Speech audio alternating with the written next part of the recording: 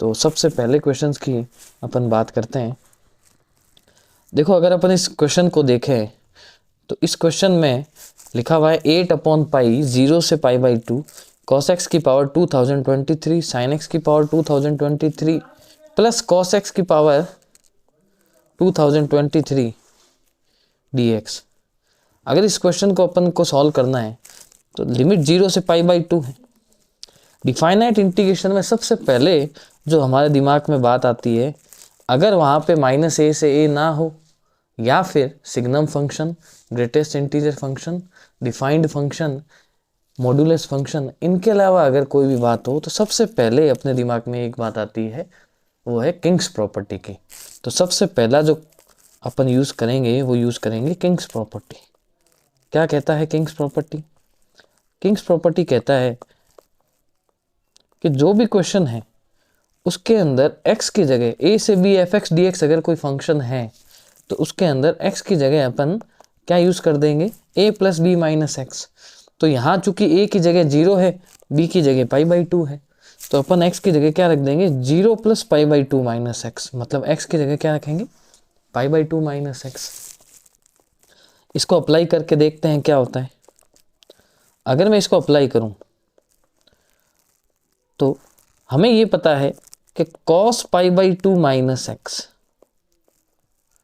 cos π/2 - x क्या होता है, sin x होता है, और sin π/2 - x क्या होगा, cos x होगा। तो यहां पे अगर अपन रखें तो cos π/2 - x की पावर 2023 अपॉन sin π/2 - x की पावर 2023 प्लस cos π/2 - x की पावर 2023 dx। अब अगर अपन इसको देखें तो cos 90 - थीटा, अभी अपन ने बात की sin थीटा हो गया, तो ये बन गया sin x की पावर 2023 प्लस अपॉन में cos की पावर 2023 sin 90 - थीटा इसलिए, और cos 90 - थीटा है इसलिए हो गया sin वापस से 2023x dx। इस इक्वेशन को अपन ने नाम दे दिया b। किंग्स प्रॉपर्टी कहती है कि जब भी आप x की जगह a + b - x रख देते हैं, उसके बाद जो भी इक्वेशन आती है उसको आपको नाम b देना है। अब हम इन a और b को क्या कर देंगे, ऐड कर देंगे। अगर मैं a और b को ऐड करके देखूं तो i + i, इधर i और i जुड़ेगा इसलिए i + i, और यहां अगर मैं देखूं तो 8/पाई दोनों में से कॉमन आएगा, ये बनेगा 0 से π/2। यहां आएगा क्योंकि नीचे देखो एलसीएम सेम आ रहा है, साइन की पावर 2023x प्लस कॉस की पावर 2023x, ये दोनों के अंदर आ रही है बात। तो दोनों में एलसीएम लिया तो सेम ही वैल्यू आई, ऊपर वाली वैल्यूज क्या हो जाएगी, ऐड हो जाएगी। तो ए के अंदर ऊपर था cos की पावर 2023x और बी में ऊपर था sin की पावर 2023x। नीचे चूंकि इनके डिनोमिनेटर में सेम वैल्यू थी तो वो एलसीएम आ चुका। ये एक दूसरे को क्या कर देंगे, आपस में कट कर देंगे, और वैल्यू क्या बनेगी, 8/पाई। इंटीग्रेशन के अंदर जो बचेगा वो बचेगा 1। 1 का इंटीग्रेशन जो होता है, 1 का इंटीग्रेशन हम सबको पता है x होता है, लिमिट है 0 से π/2, तो ये वैल्यू आ गई 8/पाई इंटू π/2 - 0, तो 2i आ गया 4, i आ गया 2, इसका आंसर आया 2। ये तो वह पूरा मेथड इस क्वेश्चन को सॉल्व करने का।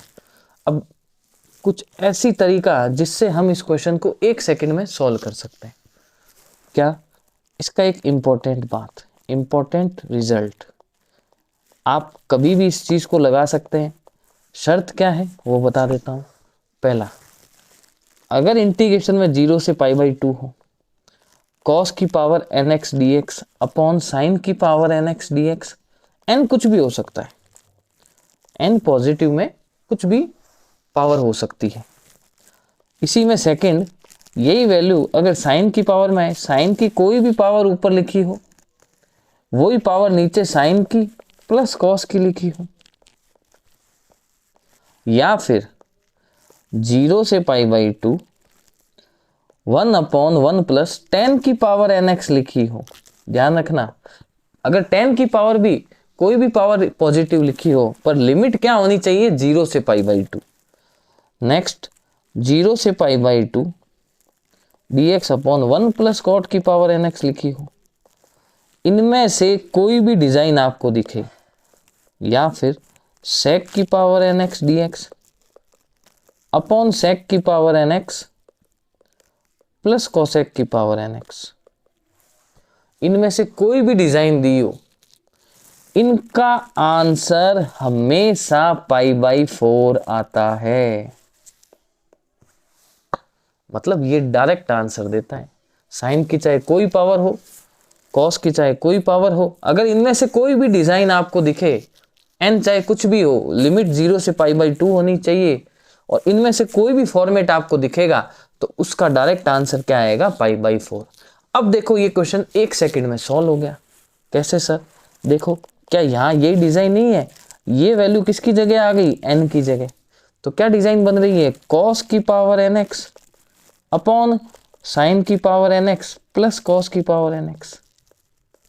लिमिट है 0 से π/2। तो हमें पता है, अच्छा इसकी मल्टीप्लाई में 8/π और था। हमें पता है, अभी अभी मैंने आपको बताया शॉर्ट तरीका, इंपॉर्टेंट रिजल्ट, इसका आंसर 100% π/4 आएगा। जैसे ही मैंने π/4 रखा, इसने आंसर क्या दे दिया, 2। एक तरफ पूरे पेज का क्वेश्चन आया, और अगर आपको इंपॉर्टेंट रिजल्ट याद रहा तो आप 1 सेकंड में इसका आंसर बिना सॉल्व किए तुरंत बता सकते हैं कि इसका आंसर 2 आएगा। अब बढ़ते हैं आगे अगले क्वेश्चन की तरफ। सेकंड क्वेश्चन पूछा गया 24 जनवरी को। इसमें मोड की बात की गई।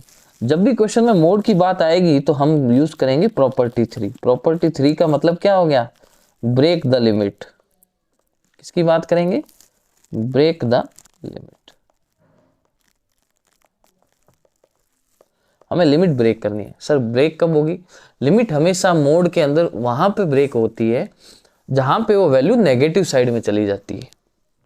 हमें हमेशा मोड के क्वेश्चन में ये ध्यान रखना है कि ये मोड के अंदर की वैल्यू जो है, मोड के अंदर का जो फंक्शन है, जैसे यहाँ मोड के अंदर का फंक्शन क्या है, x² - 3x + 2। हमें ये देखना है कि ये फंक्शन कहाँ नेगेटिव वैल्यू देगा और कहाँ पॉजिटिव वैल्यू देगा। तो ये एक क्वाड्रेटिक इक्वेशन है जिसके रूट्स x-1 और x-2 बन रहे। तो हम इसका आइडिया लगाने के लिए कि ये प्लस देगा, कहाँ इसकी वैल्यू पॉजिटिव आएगी और कहाँ इसकी वैल्यू नेगेटिव आएगी, हम वेवी कर्व मेथड का यूज करते हैं। हम वेवी कर्व मेथड का यूज करते हैं। वेवी कर्व मेथड क्या कहता है सर, वेवी कर्व मेथड कहता है कि आप इसके जीरोस चेक करें। तो हमने जीरोस चेक किए, तो इसका जो 0 था वो यहाँ 1 था और यहाँ 2 था। इनफाइनाइट के पास प्लस लगाएं, फिर माइनस और फिर प्लस। अब इसकी वेवी कर्व मेथड से अगर ग्राफ बनाऊं तो इनफाइनाइट में पॉजिटिव में रहेगा, नेगेटिव में नीचे आएगा, जीरोस पे हमेशा टच होता है, वापस कहाँ चला गया, पॉजिटिव में चला गया। तो ग्राफ से हमें ये बात समझ में आई कि ये वैल्यू नेगेटिव जो दे रहा है वो 1 से 2 के बीच में दे रहा है। इसका मतलब हमें इस लिमिट को कहाँ पे ब्रेक करना पड़ेगा, 1 पे और 2 पे ब्रेक करना पड़ेगा। तो चलो अपन इसको सॉल्व करते हैं। इस लिमिट को 12 को तो हम बाहर रख देते हैं, इस लिमिट को हम 0 से 1 प्लस 1 से 2 और 2 से 3 में ब्रेक करते हैं, क्योंकि हमें 0 से 3 तक की बात कही थी, पर 1 और 2 ऐसे पॉइंट हैं जिसके बीच में वैल्यू क्या आ रही है, नेगेटिव आ रही है, इसलिए हमने उसको वहां पे ब्रेक कर दिया। अब क्योंकि 1 से 2 के बीच की वैल्यू नेगेटिव है, इसलिए ये जो फंक्शन मोड है, ये जो मोड है, ये क्या काम करेगा, यहाँ पे चूंकि अंदर की वैल्यू नेगेटिव आएगी तो मोड उसको पॉजिटिव बनाने के लिए, मोड का काम क्या है कि वैल्यू को पॉजिटिव बनाए। तो अगर मोड के अंदर नेगेटिव वैल्यू आ रही है तो मोड क्या करेगा, एक नेगेटिव आगे लगा देगा। जबकि 0 से 1 में वैल्यू पहले से पॉजिटिव थी तो मोड का कोई लेना देना नहीं है, 2 से 3 में उसका कोई लेना देना नहीं है, क्योंकि 2 के बाद वैल्यू वापस से देखें अगर अपन ग्राफ में तो ये पॉजिटिव हो रही है। और ये यहाँ पे भी पॉजिटिव थी, इसलिए यहाँ पॉजिटिव बचा। अब बात करते हैं क्वेश्चन की, तो अब अपन इसका इंटीग्रेशन करते हैं। तो 0 से 1 में इंटीग्रेशन किया x square minus 3x plus 2 का, सेम फंक्शन यहाँ। बस खाली हमें क्या चेक करना है कि लिमिट कहाँ ब्रेक होगी, और वो कैसे पता लगेगा, मोड के अंदर के फंक्शन से, कि वो पॉजिटिव कहाँ दे रहा है और वो नेगेटिव कहाँ दे रहा है। अब बात स्टार्ट करते हैं। तो यहां अगर इस फंक्शन का इंटीग्रेशन देखें तो एक्स स्क्वायर का हो जाएगा x cube upon 3 minus 3x का हो जाएगा 3x स्क्वायर अपॉन 2 प्लस 2 का हो जाएगा 2x। सेम ऐसे ही इसका भी x cube upon 3 minus 3x square. Function तो सेम है इसलिए इंटीग्रेशन सेम आएगा, खाली चेंज क्या है, लिमिट में चेंज है।